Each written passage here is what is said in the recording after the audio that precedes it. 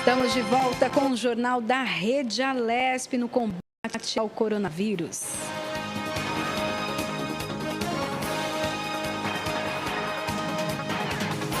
Vamos de entrevista agora, Melissa? Vamos de entrevista. Então vamos lá. O Jornal da Rede Alesp conversa agora com Rodrigo Rabelo, representante da Associação Brasileira de Medicina Veterinária Intensiva. Ele fala sobre equipamentos veterinários colocados à disposição dos órgãos de saúde para o combate à Covid-19. Boa tarde, Rodrigo. Seja bem-vindo à Rede Alesp.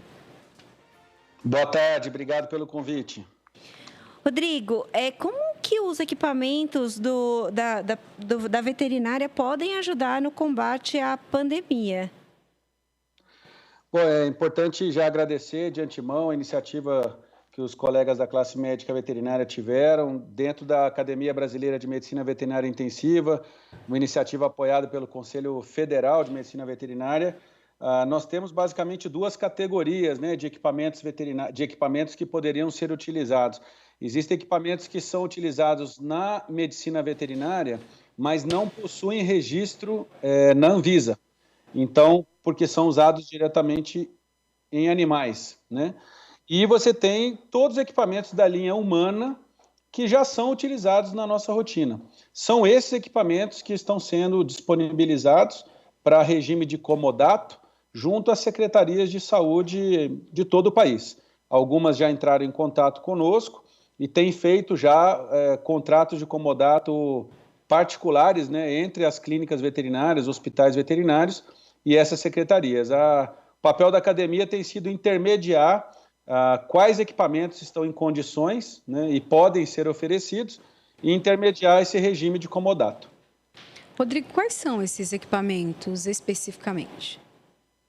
São respiradores, né, ventiladores mecânicos, monitores, né, multiparamétricos que fazem a leitura da pressão arterial, da quantidade de oxigênio no sangue, o eletrocardiograma, e concentradores de oxigênio que fazem a entrega do oxigênio na ausência, por exemplo, de um circuito de oxigênio, por exemplo, para hospitais de campanha, transporte de pacientes mais graves. Então, meramente os equipamentos que são necessários para o início de uma montagem de um leito de UTI, né? Um monitor, o respirador e uma fonte de oxigênio.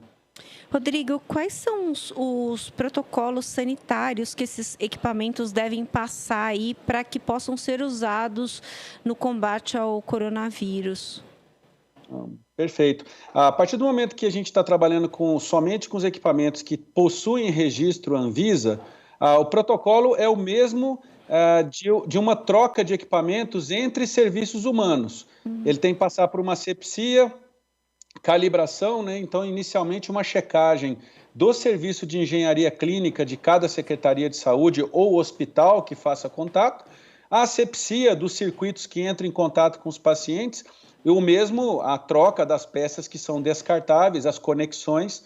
O uso é praticamente imediato, é um protocolo normal, desde que esses equipamentos eles são totalmente higienizáveis, tem peças descartáveis que entram em contato com os pacientes. Então, nesse ponto, não há nenhum tipo de problema. Rodrigo, os hospitais veterinários, eles também podem ser usados, então, para o atendimento das pessoas ou não? É só realmente o atendimento para os animais? Não, de forma alguma. Os hospitais, a parte física, ela é totalmente dedicada ao atendimento de animais domésticos, até porque somos ainda um serviço totalmente essencial. A gente tem tido um trabalho bastante grande em conscientizar a população da necessidade de manter os atendimentos, o calendário vacinal, os vermífugos, a orientação de como passear os animais, manter a saúde desses animais, porque são foco, obviamente, de outras zoonoses, como leptospirose, leishmaniose, entre outras. Quer dizer, o papel desses animais no processo Covid, ele está pouquíssimo definido, a gente tem que manter o entendimento de que as clínicas e hospitais devem estar disponíveis para continuar atendendo os animais de estimação, que no Brasil são milhões, né? Então, existe uma demanda muito importante. a estrutura física de clínica veterinária para animais, mas os equipamentos, eles podem ser oferecidos em regime de comodato para os hospitais humanos, sem problema nenhum. Rodrigo, como que os veterinários podem participar e podem contribuir, emprestar aí seus equipamentos para uso no combate ao Covid? Hoje, os veterinários eles entram em contato através de um link interno, né, dentro da nossa associação. Eles entram em contato conosco e já existe um sistema que ele capta os dados diariamente, né, e o veterinário entra em contato através desse link. Ele manda as sugestões de equipamento, nós fazemos a triagem inicial dos equipamentos que são úteis para a utilização imediata em medicina humana, e as secretarias de saúde ou os hospitais privados, as redes hospitalares, entram em contato conosco pelo e-mail e basicamente nos solicitam um relatório da sua região ou um relatório nacional. A partir daí, eles que entram em contato com cada clínica veterinária para fazer a negociação da recompra ou do comodato ou do empréstimo desses equipamentos. Outros países como Portugal e Estados Unidos também já tomaram atitudes como essa. Eu queria que você falasse um pouquinho do impacto, então, desses equipamentos disponíveis, então, para o atendimento da população. Claro. Realmente a ideia nossa surgiu no final do mês de fevereiro, antes de ser, inclusive, decretada os estados de emergência, porque a gente imaginou que fosse ser necessário. Então, um processo que se iniciou já no início de março, justamente pela iniciativa portuguesa e americana. Nesses dois países funcionou de forma adequada. Obviamente, o número de equipamentos no Brasil, principalmente de ventilação mecânica, não é tão grande assim, porque é uma especialidade relativamente recente, e principalmente os equipamentos humanos, né, que podem retornar ao uso em medicina humana. Hoje a gente tem, provavelmente no estado de São Paulo, a gente está falando em torno aí de 30 unidades de ventiladores mecânicos disponíveis no dia de hoje, tá? Para que sejam colocados à disposição desse sistema. Então, a gente até entende que seriam suficientes para poder salvar, por exemplo, 30 vidas, né? Então, para a gente é o suficiente. Provavelmente a gente está atingindo já um nível máximo de cadastro de equipamentos dessa magnitude no país. E seguindo aí os exemplos dos colegas norte-americanos e portugueses, já houve equipamentos que foram destinados e a gente tem certeza que parte do nosso papel já foi cumprida, porque pessoas em algumas cidades estão se beneficiando do uso desses equipamentos em algum momento. Tá ok. Dr. Rodrigo Rabelo, médico veterinário da Associação Brasileira de Medicina Veterinária Intensiva, nós agradecemos, então, a sua participação e também a disponibilidade desses profissionais também da área veterinária de ajudar no combate ao novo coronavírus. Muito obrigado pela sua participação. Eu que agradeço. Boa tarde e contem com a gente. Boa tarde.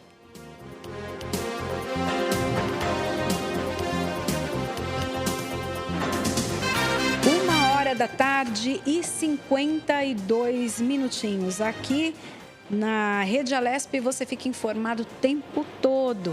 Fica com a gente até 2h30 da tarde e depois ainda tem mais atividades aqui na Casa Parlamentar. Vamos de informação? Vamos. Então vamos lá. Parlamentares querem agilizar votação de projetos na Assembleia Legislativa. Na tribuna virtual, a deputada Isa Pena, do PSOL, falou sobre a necessidade de pautar propostas para ajudar na luta contra a Covid-19. Nós precisamos pautar os projetos de lei dos deputados, porque nesses projetos de lei estão, sim, as políticas mais valiosas. É preciso hoje enfrentar os interesses dos planos de saúde. É preciso hoje enfrentar os interesses daqueles que lucram com a crise. Carlos Janazzi, deputado também pelo PSOL, reforça a fala da parlamentar ao pedir votação de projetos. Nós temos que votar os projetos. Nós temos muitos projetos na pauta, projetos que os deputados apresentaram, deputados e deputadas, sobre a crise do coronavírus, sobretudo projetos ajudando na proteção social, porque nós defendemos o isolamento social, a quarentena, mas com a proteção social do Estado. O Estado não pode se isentar disso. Quando eu falo Estado, o poder público como um todo, o governo federal, o governo estadual, os municípios, nós temos que dar o amparo social. O deputado Adalberto Freitas, do PSL, sugere a adaptação dos trabalhos legislativos para lidar com a situação atual. E a situação requer agilidade. Eu tenho certeza que, além de mim, que alguns outros deputados aí, que não se importam em trabalhar no sábado, à noite, no domingo de noite, de madrugada, se tiver que acordar às 5 horas da manhã, vai, se tiver que ficar até 11 horas, meia-noite também vai, né? E, no entanto, as pessoas estão aí, né? Já o deputado Gil Diniz, também do PSL, comentou as ações tomadas pelo Legislativo e falou ainda sobre os hospitais de campanha. A questão aí dos hospitais de campanha, aos hospitais que nós já conhecemos muito bem, Campo Limpo, Embu-Mirim, São Mateus, na zona leste de São Paulo, e nós sabemos da dificuldade que esses hospitais já enfrentavam no seu dia a dia, e hoje é uma dificuldade maior ainda. Então a gente precisa tocar esse nosso trabalho aqui na Assembleia Legislativa, visando o bem da população de São Paulo, né? As sessões plenárias presenciais estão suspensas. Por conta disso, a Alesp criou o Tribuna Virtual, para que os parlamentares possam fazer pronunciamentos de forma segura e respeitando o isolamento social. É possível acompanhar ao vivo às 2h30 da tarde na TV Alesp, Facebook, portal ou aplicativo da Rede Alesp. Lembrando que o Tribuna Virtual só ocorre quando não tem sessão plenária, né? Então, assim, quando não tem... Hoje, por exemplo, nós não temos o Tribuna Virtual porque vamos ter votação no plenário principal, Juscelino Kubitschek. De forma virtual. Exatamente. 1h56. Vamos ao giro de notícias. Jornal da Rede Alesp. O ministro da Casa Civil, Walter Braga Neto, apresentou ontem um programa do governo federal que visa reduzir os impactos do novo coronavírus nas áreas social e econômica. A iniciativa deve ter início somente após o fim da pandemia no Brasil e foi intitulada de Pro Brasil e terá como foco a criação de postos de emprego mediante investimentos em obras públicas e parceria com o setor privado. Segundo o ministro, o programa é estratégico e visa integrar e aprimorar ações para a retomada do crescimento socioeconômico em resposta aos impactos que o país sofreu do coronavírus. De acordo com o governo, ao menos 30 bilhões de reais devem ser disponibilizados por meio de investimentos públicos e outros 250 bilhões de reais podem ser utilizados via contratos de concessões e privatizações. A Casa Civil planeja ainda gerar mais de 1 milhão de postos de emprego com o Pro Brasil. A Casa Civil ainda apresentou um cronograma do Pro Brasil, o programa que deve ser estruturado de maio a julho. Entre agosto e setembro, os projetos serão detalhados e, a partir de outubro, haverá implementação em larga escala. Após isso, o governo promete acompanhar a efetividade dos projetos. Jornal da Rede Alesp. Melissa, vamos de entrevista, porque aqui não para. Sempre tem entrevista fresquinha, a opinião de especialistas que nos estão ensinando muito nesse período. O Jornal da Rede Alesp conversa agora com o oftalmologista Caio Regatieri. Ele nos fala sobre a existência ou não de algum vínculo entre conjuntivite e Covid-19. Boa tarde, doutor Caio. Seja bem-vindo à Rede Alesp. Doutor Caio? Tivemos um... sim, estamos resolvendo um probleminha aqui de áudio com o doutor. A questão das novas tecnologias, né? Estamos nos adaptando todos às novas tecnologias.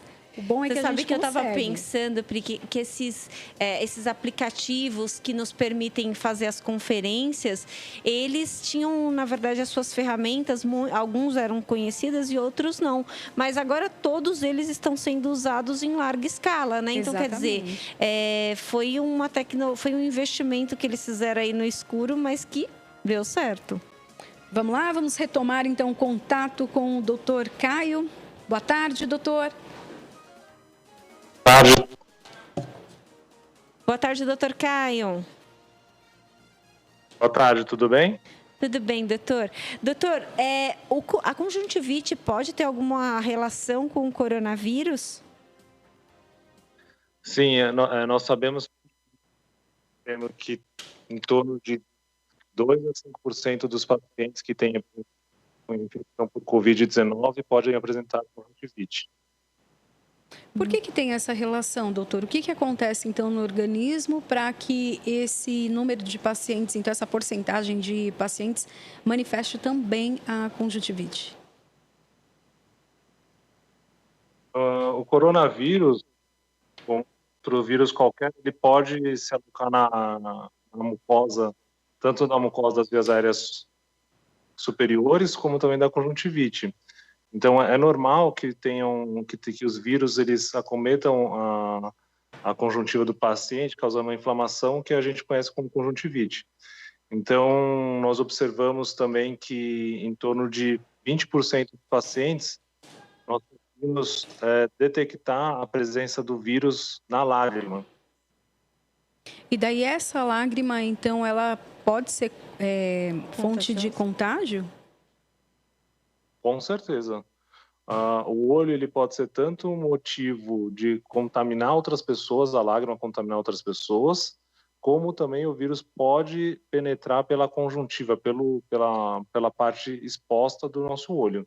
Por isso que é importante sempre a proteção dos olhos. Vocês estão vendo aí os profissionais da área da saúde usando sempre óculos de proteção ou aquela máscara que recobre todo o olho, que a gente chama de face shield. Doutor, quando o paciente apresenta, então, sinais de conjuntivite, pode ser um indicativo do COVID e ele pode apresentar isso como um sintoma aí para o doutor, para o médico? Pode procurar um serviço médico se ele tiver conjuntivite? Pode sim, mas é importante lembrar a população que os pacientes que têm conjuntivite por Covid-19, eles sempre apresentam também outros sintomas, como tosse, febre, cansaço ou a falta de paladar ou falta de olfato, tá? Então, não quer dizer que qualquer conjuntivite isolada vai ter como causa o Covid-19. Doutor, como o senhor disse que a lágrima, então, né, que é um dos sinais ali da conjuntivite, né, quem tem sempre está lacrimejando, pode ser um veículo de contágio, pode ser também uma forma de entrada da doença. Eu penso isso na questão como o líquido está saindo, né?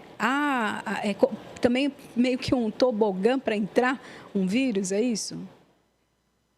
Exato. Na realidade, a lágrima ela pode ser um veículo para contaminação, mas também os olhos pode ser também uma porta de entrada para o vírus.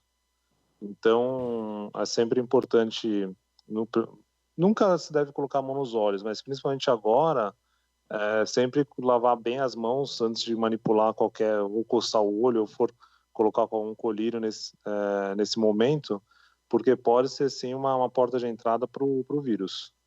Doutor, pensando nisso que o senhor está falando, então as lentes de contato podem também ser um propagador aí da doença, porque se você não tiver um cuidado adequado ali com a lente, ela pode também conservar ali o vírus, né?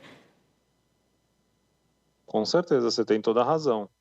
Usuários de lente de contato têm que tomar muito mais cuidado agora, ter um cuidado maior ainda nesse momento com as lentes de contato, porque o vírus pode ser uma porta de entrada, o vírus pode estar aderido à lente de contato e o olho ser uma porta de entrada para a infecção. Você tem toda a razão. Doutor Caio, quando a indicação, na verdade, da Organização Mundial de Saúde é quando a pessoa está com a Covid-19, que ela use a máscara, né? Até para que não contamine outras pessoas. Daí, no caso da conjuntivite, o que a pessoa faz? Como ela consegue, então, se proteger, mas também proteger o outro? Com certeza, porque na realidade o óculos também evita com que as pessoas coloquem a mão nos olhos, né? E evita também que o vírus tenha o olho como uma porta de entrada. Mas aí é importante qualquer pessoa que tenha conjuntivite que tenha um isolamento social maior, né? Evite de sair na rua, porque muitas vezes, sem querer, a gente coloca a mão nos olhos ou ao redor dos olhos e acaba sendo contaminado com o vírus e propagando esse vírus através das mãos. O senhor falou dos óculos, né? Que tipo? Os comuns, óculos escuros, ou precisa ser aquela proteção que a gente até vê que os profissionais da saúde utilizam? Qualquer óculos comum. Na verdade, quem tem sintoma de conjuntivite acaba tendo o que a gente chama de fotofobia, né? Que a luz acaba atrapalhando, acaba assim, irritando mais o olho, então os óculos escuros acabam sendo mais confortáveis de usar nesse momento. Então, mas pode ser qualquer óculos, não tem necessidade de ser um óculos de proteção. Doutor, eu vou fazer uma pergunta para o senhor, que eu sei que não é bem a sua área, mas que está ali dentro do seu objeto de estudo, que é o seguinte: nós mulheres utilizamos rímel, né, para embelezar os olhos e tal, e ele eventualmente pode estar contaminado. É possível ter algum cuidado especial aí nesse caso, ou é melhor evitar o uso durante esse período que a gente está numa situação mais crítica? É melhor evitar o uso, mas se for usar, é importante lavar, porque a gente sabe que esse vírus ele tem uma capa de lipídios que com qualquer sabão, sabonete, ele acaba morrendo, né? Então, sendo destruído na realidade. Então é importante sempre lavar, do mesmo jeito que a gente lava as mãos, lavar qualquer objeto que for entrar em contato com a nossa pele. Doutor, e o tratamento para quem, então, tem a conjuntivite e está com a Covid-19? É um tratamento diferenciado ou não? Segue a mesma linha de tratamento para a Covid? Segue a mesma linha de tratamento para a Covid. Na verdade, a gente acaba usando só colírios que são lágrimas artificiais, né? E para dar mais conforto para o paciente, porque o próprio organismo que é responsável por por matar esse vírus, né? Então, não existe nenhum medicamento que a gente utilize hoje com eficácia para o tratamento da conjuntivite, são apenas utilizados colírios para diminuir a irritação ocular. Doutor Caio Regatieri, oftalmologista, muito obrigada, então, pela participação do senhor hoje aqui no Jornal da Rede Alesp. Obrigada pelo alerta que o senhor traz e, principalmente, de falar para a população todos os cuidados que precisamos ter e redobrar. Muito obrigada.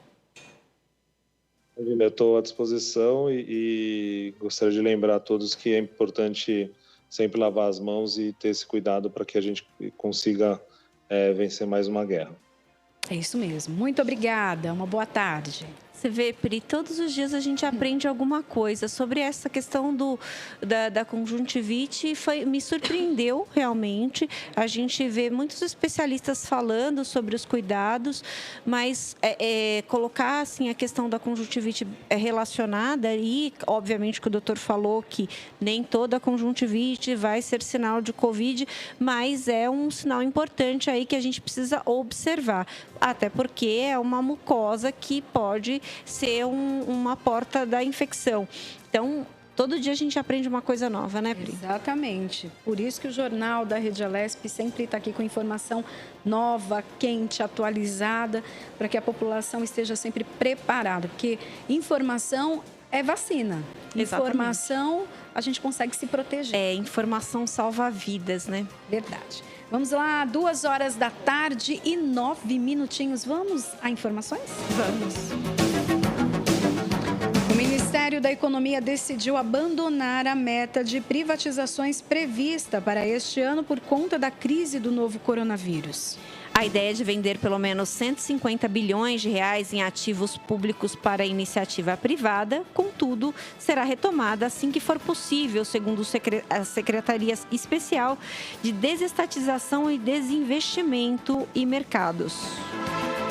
De acordo com a secretaria, o clima de incertezas e aversão ao risco que tomou conta do mercado mundial diante da pandemia da Covid-19 acabou com o clima necessário às privatizações e às vendas de ativos brasileiros. Isso porque o preço desses ativos poderia ser reduzido e faltar até investidores. O governo federal optou por refazer todo o cronograma de Programas Nacional de Desestatização e não estipular mais uma meta para este ano de 2020. O Ministério da Economia havia estabelecido a meta de 150 bilhões de reais de privatizações e redução de 300 ativos dos 698 ativos que temos. Por conta dessa situação, todo o cronograma de privatizações do governo federal foi alterado. Ficou mantida neste ano apenas a desestatização da Agência Brasileira de Fundos Garantidores e Garantias e da empresa gestora de ativos. Já a privatização da Eletrobras, inicialmente imaginada para outubro próximo, agora só será reavaliada no segundo trimestre de 2021. Todas essas privatizações ainda precisam receber o aval do Congresso Nacional para serem executadas. Jornal da Rede Alesp. Temos mais entrevistas aqui agora por Skype. O Jornal da Rede Alesp conversa agora com Antônio Lancha, que é representante da Sociedade Brasileira de Alimentos. Ele nos fala sobre a importância de uma alimentação saudável e adequada em meio à pandemia do coronavírus. Boa tarde, Antônio Lancha, tudo bem? Seja bem-vindo à Rede Alesp. Bem, vocês. Muito obrigado. Vocês também são muito bem-vindos aqui na minha casa. Muito obrigada. Muito obrigada. Antônio, é o seguinte, a gente está no meio de uma situação completamente atípica, as pessoas ficam ansiosas e assim, aquele deslize, aquele salgadinho, aquele doce, aquele bolo no final da tarde, acabam se tornando irresistíveis, assim. Como é que a gente faz para não enveredar por esse caminho do bolo no final da tarde? Não, é uma boa pergunta, porque esse momento que nós vivemos traz como consequência uma ansiedade muito grande. Uhum. Na Universidade de São Paulo, no nosso laboratório, o laboratório que eu coordeno já há 32 anos, nós estudamos exatamente como essas questões emocionais podem interferir no consumo de alimentos. E uma das variáveis mais importantes é a questão da ansiedade propriamente dita. A ansiedade nada mais é do que a nossa mente vagando por situações futuras que nós desconhecemos. Então, o momento que nós vivemos, ele acaba estimulando as pessoas a pensarem em situações que nós desconhecemos se elas acontecerão ou não. Então, uma estratégia muito simples é traga a sua mente para o momento presente. E como fazer isso na refeição? Prestando atenção no sabor do alimento, sentindo o cheiro da comida e quando se perceber consumindo o alimento no meio do dia, que normalmente não acontece, tente fazer uma pergunta para você mesmo, é fome ou estou consumindo mesmo sem fome? Essa estratégia funciona muito bem. O senhor falou aí de fazer a pergunta, né? Fome não é só vontade de comer, ansiedade, o que é? Mas nesse momento, então, eu percebo ansiedade, não estou com fome. O que fazer, então? Existe uma outra alternativa a não comer? Então, o primeiro ponto que nós devemos levar em consideração é que nós estamos no momento onde todos nós precisamos de um sistema imune muito efetivo para caso nós entremos em contato com o Covid-19, o nosso corpo possa reagir da melhor forma possível. Então, o primeiro ponto que eu colocaria dentro da questão da pandemia, é manter um consumo de água regular. O que é isso? Tomar um copo de água por hora. Isso faz com que o nosso sistema imune funcione na sua plenitude. A segunda coisa é exatamente em relação à sua pergunta. Não ficar muito tempo sem se alimentar. Por quê? Quando nós passamos mais do que 4 horas sem se alimentar, nós temos uma alteração da glicemia Isso pode aumentar a secreção de cortisol, que é um hormônio que deprime o sistema imune. E nós precisamos desse sistema imune muito forte para o combate, caso haja necessidade. Antônio, assim, a gente sabe que, voltando a essa questão um pouco da ansiedade, não só da ansiedade, como a gente, às vezes, alguns de nós tá com as crianças em casa, e inventar uma coisa diferente aí para as crianças também é uma forma aí de entreter e de passar o tempo nesse período de isolamento. O caminho correto é o equilíbrio ou realmente é bom cortar todo o açúcar? Na verdade, existem estratégias para que a gente possa entreter as crianças, mesmo usando o alimento para isso. De que forma? Nós podemos usar as frutas, por exemplo, brincadeiras de usar a casca de fruta. Meu sogro fazia isso com a minha esposa, de fazer o trenzinho ali, né? Cortar as frutas fazendo bonequinhos. Ou seja, você pode usar, mesmo que o alimento seja uma forma de entretenimento, usar alimentos que vão ajudar as crianças, porque a ingestão de fibras, nesse momento, faz com que o nosso sistema imune fique forte, que as nossas mucosas fiquem mais resistentes e que nós tenhamos o intestino participando ativamente no processo de defesa. Então, não precisa abrir mão disso, apenas fazer uma escolha, escolhendo os alimentos, como as frutas, que são fortes aliados nesse momento para fortalecer o sistema imune. Antônio, a gente sabe sobre a questão da microbiota aí do intestino, né? Que, para quem não sabe, são as bactérias que a gente tem no nosso intestino, né? A gente tem bactérias boas e bactérias ruins. E, nesse momento, a gente tem que cultivar as bactérias boas, né? Por favor, me corrija se eu estiver errada. Perfeito. E aí, eu queria saber sobre isso. Como que a gente faz? Qual que é o caminho? A gente aprende na escola ali que o prato colorido é o melhor caminho para que a gente cultive essa saúde interna do nosso organismo. É esse mesmo? Buscar o mais colorido possível para que a gente possa estar aí dentro de todos os grupos de alimentos? Isso. Dentro do grupo de alimentos, aqueles que mais favorecem para que essas bactérias intestinais sejam beneficiadas, as que não promovem doença, e combatidas as que promovem doenças, é a ingestão de alimentos contendo carboidratos, e dentre eles, os carboidratos que nós classificamos como fibras também. E aí nós encontramos isso em frutas, legumes e verduras. Isso tem um papel importante porque essas bactérias, elas vão usar essas fibras como nutriente, produzindo o que a gente chama de ácidos graxos de cadeia curta. Esses ácidos graxos de cadeia curta, eles ajudam a essa saúde intestinal. Então, quando nós falamos no consumo de alimentos coloridos, isso vale para frutas, legumes e verduras, o mais variado possível e, de preferência, em pelo menos 3 refeições do dia. Com isso, o que nós conseguimos? Fazer com que as bactérias patogênicas, aquelas que promovem a doença, sejam debilitadas, sejam enfraquecidas, e as bactérias comensais, que são saudáveis, sejam fortalecidas.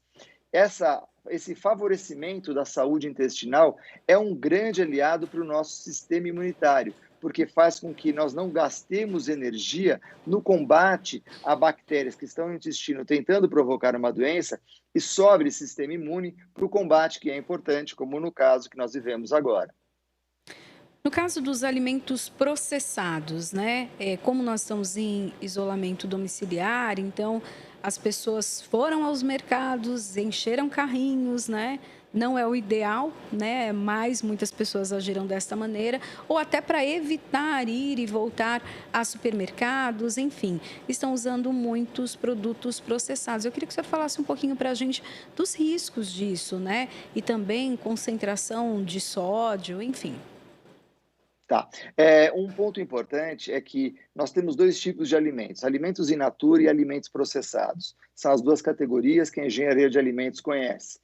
Esses alimentos processados, eles podem ser consumidos também. E nesse momento, o que acontece? Os alimentos eles precisam ter uma durabilidade maior, o que no mercado se chama de shelf time. Então, eles precisam ter maior tempo de prateleira.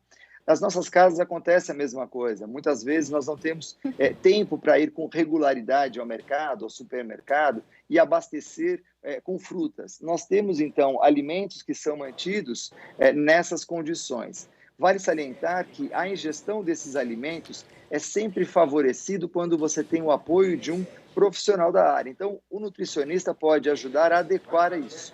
De uma certa forma, não existe alimento bom ou alimento ruim. Existe uma alimentação boa ou uma alimentação ruim. E a alimentação boa, ela compreende todos os alimentos, inclusive os alimentos que são vendidos em latas ou não. Basta você adequar de acordo com a necessidade nutricional, com o apoio de um nutricionista. Antônio, muito obrigada pela sua participação e esclarecimentos aqui no Jornal da Rede Alesp. Seja sempre muito bem-vindo e até uma próxima oportunidade. Eu que agradeço a oportunidade, uma boa tarde para vocês e quando precisarem, contem com a gente. Nós, do SBAN, da Sociedade Brasileira de Alimentação e Nutrição e também da Universidade de São Paulo, estamos à disposição de vocês. Muito obrigada. Muito obrigada pela sua participação. Obrigado. O Jornal da Rede Alesp conversa agora com a empresária Renata Rabelo. Ela mora em Orlando, nos Estados Unidos, e conta pra gente como é viver lá durante esse período de pandemia da Covid-19. Boa tarde, Renata. Olá, boa tarde, tudo bom? Boa tarde, tudo ótimo. Tudo bem, seja bem-vinda. Renata, muito obrigada. Qual a situação que vocês estão vivendo aí nos Estados Unidos? Me fala. Bom, aqui em Orlando, a gente está numa situação bem mais tranquila, né, do que o restante do país, porque como a cidade meio que fechou cedo, quando a Disney fechou, tudo meio que fechou junto, a gente está no quesito infecção, digamos que tranquilo. Mas a gente está em casa, por exemplo, desde o dia 17 de março. Há bastante tempo, né? E você, tem bastante, tem mais de um mês que a gente está em casa. E você é empresária aí em Orlando. Eu queria que você falasse um pouquinho, então, da questão dos negócios. Disney fechada, como que impactou, então, na sua empresa? Eu tenho duas empresas aqui, né? Um restaurante na área turística e uma casa que eu faço Airbnb, então recebo clientes, né? Então, para mim, que trabalho diretamente com o turismo, eu fui extremamente impactada e então eu fechei tudo, porque eu tenho, digamos que mais de 85% do meu público, ele é de turista. Então, para mim, foi melhor fechar e ficar em casa e manter a nossa segurança e da nossa comunidade garantida. Já alguns amigos meus que trabalham para local, né, para residentes, eles continuam funcionando, porque restaurante a gente pode continuar funcionando como pick-up e delivery, né, fazer entrega ou fazer retirada, não pode ir lá comer no local. Então, os meus amigos restaurantes que trabalham direto com os moradores, eles estão funcionando com o novo normal, que é o retirada. E eu, que tinha basicamente turista, eu realmente fechei as portas e achei que valia mais a pena. Renata, como que o governo americano está tratando vocês? Está lidando com vocês que são empresários, mas não são americanos? Da mesma maneira que eles estão lidando com os americanos. Uhum. A gente tem as mesmas condições e acessos que o próprio público americano tem, né? A gente tem sistemas de empréstimos empresariais que a gente pode aplicar ou não, tanto voltados para você poder manter a sua empresa aberta e pagar os seus funcionários, quanto voltados para que você possa pagar contas durante esse período. Então, a gente tem acesso a tudo que é oferecido para qualquer outra pessoa. Não tem uma diferenciação por ser estrangeiro, não. A população está aderindo ao isolamento? Como está a situação? Aqui no Brasil ainda tem uma discussão, fica isolado ou não, tem pessoas que saem. Como está, então, a taxa de isolamento aí? Você vê que as pessoas estão obedecendo ou não? Há ainda quero sair. Olha, entre a minha rede de amigos, a grande maioria está em casa, né?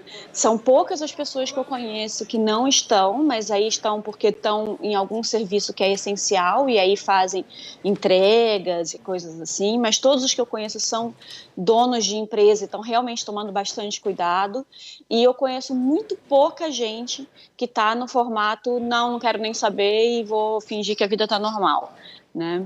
Mas a maioria das pessoas que eu conheço, tanto brasileiros quanto americanos, quanto qualquer outra nacionalidade, que aqui tem de tudo um pouco, está completamente em casa nesse período. Renata, existe alguma previsão de abertura da Disney? Eles já mencionaram sobre essa possibilidade aí? Não tem nenhuma nota oficial deles de reabertura. A última coisa mais próxima foi a do governo, qual é o plano de liberação para que os estados abram, né? Que é o Open Up America Again, que foi anunciado semana passada. Mas a Disney ainda não anunciou nada. O que eu sei que aconteceu ontem foi começar a ter reuniões para entre a Disney, Universal e todos os parques aqui da região, começaram a fazer reuniões de quais vão ser os formatos que vão ser, o que eles vão colocar em prática para uma reabertura, né? Quais procedimentos de segurança e tal, que estão começando a estudar isso. Mas uma data ainda não foi anunciada. Renata, e para a gente concluir aqui, a tua expectativa, né? Então, tá em outra terra, não sei se sua família está junto aí, mas a tua expectativa quanto à pandemia e a normalização, então, da vida? Olha, aqui estamos eu e meu marido, né? Fomos nós que migramos para cá, só nós dois, não temos mais nenhum familiar por aqui.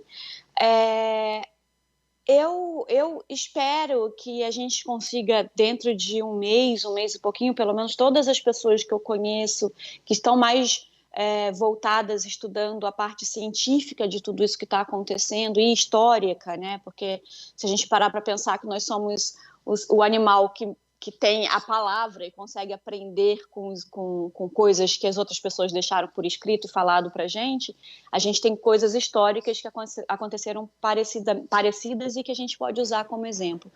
Então, eu imagino que a gente esteja falando aí de mais um mês e pouquinho assim, e a economia aqui, ela com certeza teve uma queda, né? Vai ter um baque muito grande, porque paralisou tudo, né? Mas eu acredito que vai retornar de uma forma até devagar, mas contínua, porque vai estar todo mundo voltado para fazer com que tudo volte ao normal da melhor maneira possível, já que foi uma coisa que acometeu a todo mundo de uma vez só, né? Então, acho que vai estar todo mundo bem preparado para que a gente volte ao normal o quanto antes, seja lá qual normal vai ser isso aí. Ok, muito obrigada, então. Renata Rabelo, aqui empresária, está em Orlando. Obrigada pela sua participação, dividir com a gente um pouquinho do que você vive aí no seu dia a dia. Boa sorte para todos nós. Obrigada pelo convite, boa sorte para todos nós e que a gente passe por isso o quanto antes para voltar a receber vocês por aqui. É verdade. Sim. Obrigada, tchau, tchau. Imagina, tchau, tchau. Bom, e nós chegamos ao final dessa edição do Jornal da Rede Alesp. Sim. Na sonoplastia temos Josiel Cândido e Roberto Dias. Na coordenação da Rádio Alesp, a Fabiola Altran. Diretor da Rede Alesp, Gilberto Caracanha. Diretora executiva da TV, Lilian Busato. Diretor de comunicação da Alesp, Matheus Pérez Granato. Chefe de redação, Rogério Pincelli. Editor responsável, Mauro Quadros. Web Imagens, Carolina Matias, Daniele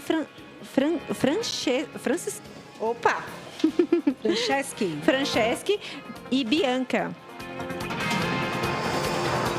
Diego Pedromilo Matheus Gondariz e Silas Ribeiro. O pessoal tá com nome difícil, né? Tá.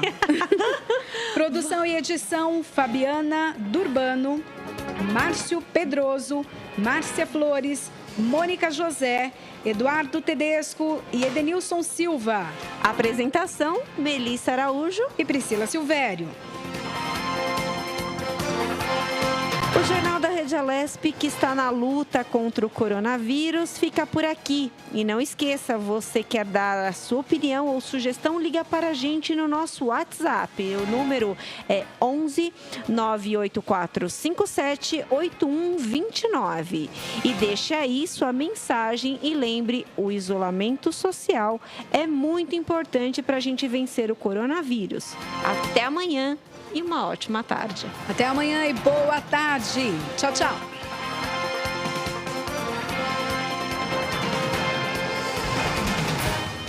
Você acompanhou o Jornal da Rede Alesp.